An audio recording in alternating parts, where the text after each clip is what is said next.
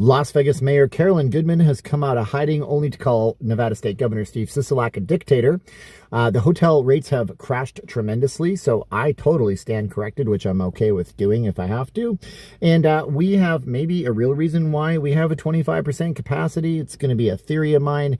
Call me a crazy nut job, but what if this was designed so the casinos chose to shut down? We're going to talk about the news right now.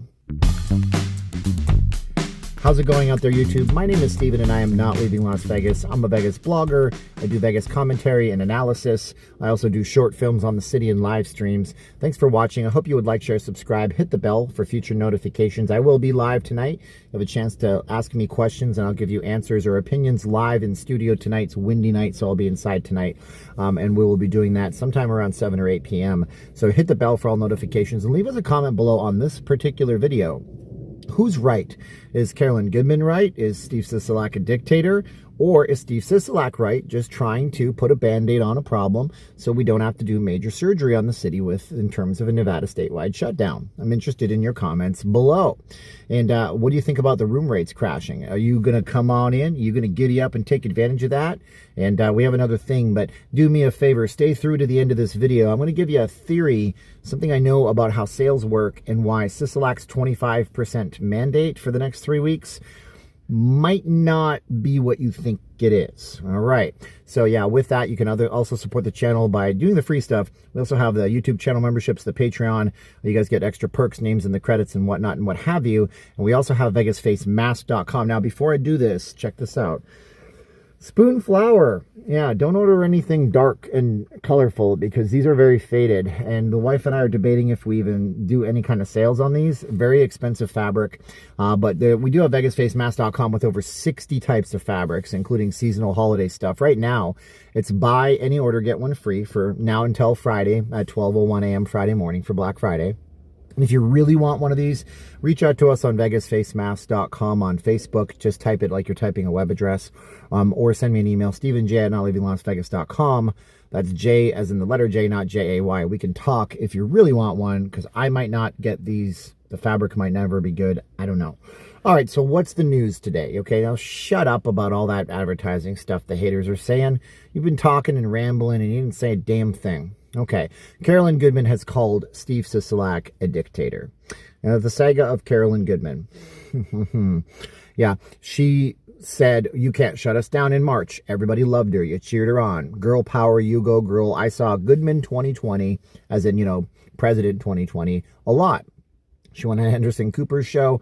She got backed into a corner because he's a professional interviewer and that's what he does for a living. And then she said something about Petri dishes and everybody hated Carolyn Goodman. All of a sudden, oh my goodness, Katie bar the door. Well, the thing about it is she then went and didn't say anything. And then a lot of people criticized her for not saying anything. What do you expect? You guys wanted to hang her by her toes in the town square and throw rotten tomatoes at her for the last few months. But she's finally back. She called Sisolak a dictator yesterday. That's right. Well, her last name is Goodman. Remember, Oscar wanted to cut the thumbs off of graffiti artists. That's the way they roll. That's what makes them very Vegas, and I love it. Okay, but she called him a dictator. Do I love that? Not necessarily. Look, I'm telling you again and again and again, the world leaders, just like you and me, they don't know what they're doing. They make the best decisions. But I'm going to then move on in a minute and tell you why I don't know if it's his best decision. I don't know if there's a secret thing there, and so stay tuned past the next segment for that.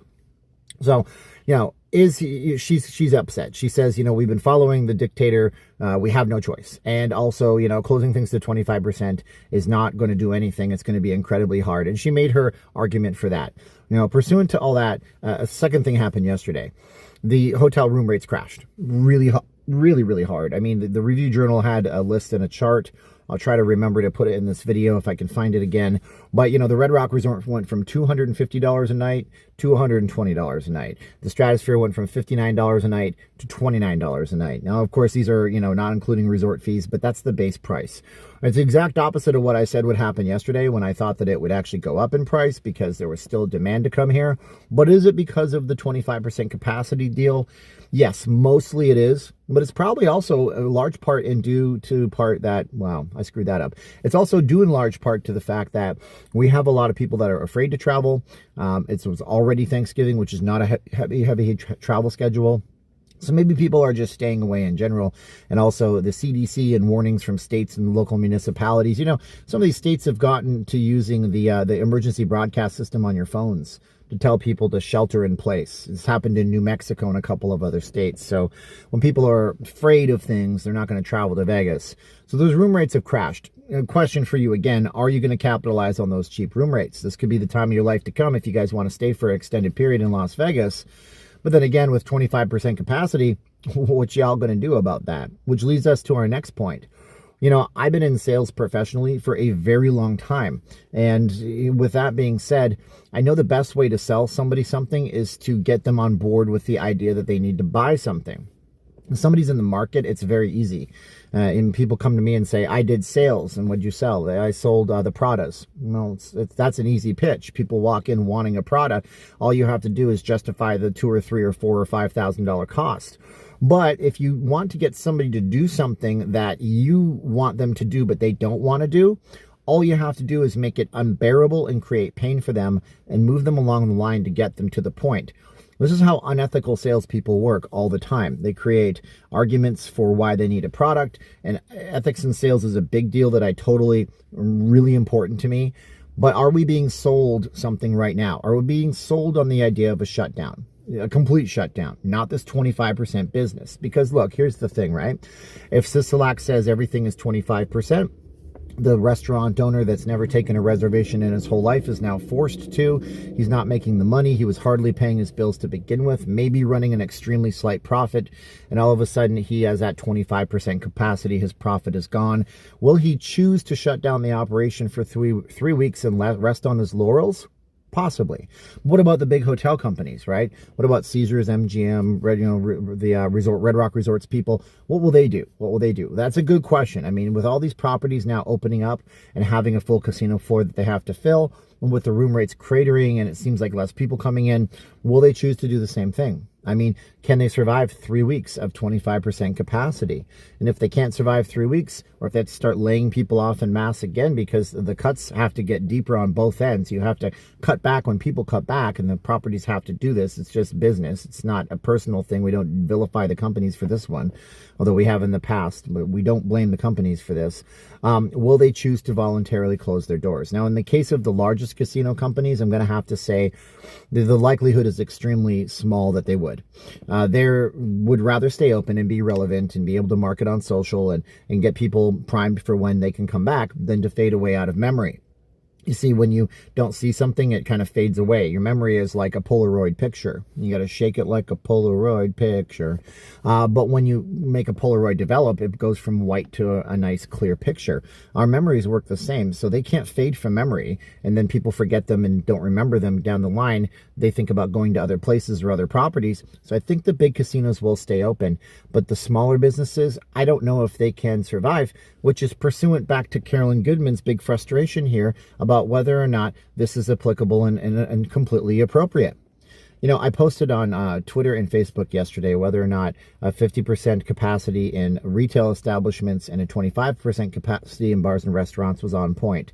I learned a lot in that post, and it makes a lot of sense. Yes, where people congregate at a bar and sit for 20, 30 minutes, when we know this thing is spread within 15 to 20 minutes of being face-to-face with someone, that's a tough one. That's hard to do. But if we're going to have two sets of rules and two tiers of rules for industry, that's also a hard one. And one last thing. I think the reason why he didn't shut down the casino industry as a whole and the whole state in general was because there was no grounds to. I think that the precedent set in the last 8 months with what he has said in the past about how maybe he took actions that were not applicable or a little bit too restrictive would set him up on the public record for lawsuits to go forward and be won. And before we know it, shutdowns would be completely unconstitutional in the state of Nevada, as they also are in the state of, I believe, Wisconsin. Did I get that right? Is it Wisconsin? Tell me in the comments below. So there's so much at play right here. Now, do I think Steve Sisolak is some kind of nefarious genius sitting up on in the governor's mansion and up in Reno and Washoe County and saying, oh, okay, twirling his comical mustache? No. I don't really think that. But do I think that it would be a pleasant side effect byproduct for the people in charge who want to shut people down if the casinos chose to shut down voluntarily? Certainly I do. but I'll leave that up to you to discuss in the comments below. So it's a lot of stuff going on, a lot of moving pieces, a lot of shifting pieces that I have to deal with. I filmed this video 3 times today, and I caught myself saying things that I just didn't like very much. They weren't very balanced, so I'm re-editing it and redoing it in my car. That being said, I hope you guys would like, share, subscribe, hit the bell for future notifications, support us through the channel memberships or through the Patreon. That really helps a whole lot, especially in this business climate I have to work in, and I work in advertising with businesses in town that don't know what the hell's going on. Suffice it to say, I'm not calling any restaurants anytime soon to see if they want to advertise. If you guys want to do that too, we got vegasfacemask.com. If you're really set on getting this, and again, it's kind of faded, it's a nice clear print, you guys can email me, StephenJ@notleavinglasvegas.com. But these masks go around the back of your head. They're beautiful. And check this out. This is a giant bin. Oh my gosh, I got to make sure you guys can't see who they're going to. A giant bin of actual masks. And they're going out to everybody all around from everywhere. It's like 30 of them in there. Are you in there? Let me know in the comments below. And thanks so much. This time the video where I get close to the video camera and I say 3, 2, 1, click. It's actually a good camera app. It's called Filmic Pro. If you're into the cameras on the phones, I recommend Filmic Pro. You got to pay some money, but sometimes the best things in life cost some money. So we're going to get close and say 3, 2, 1, click, okay? 3, 2, 1, and click!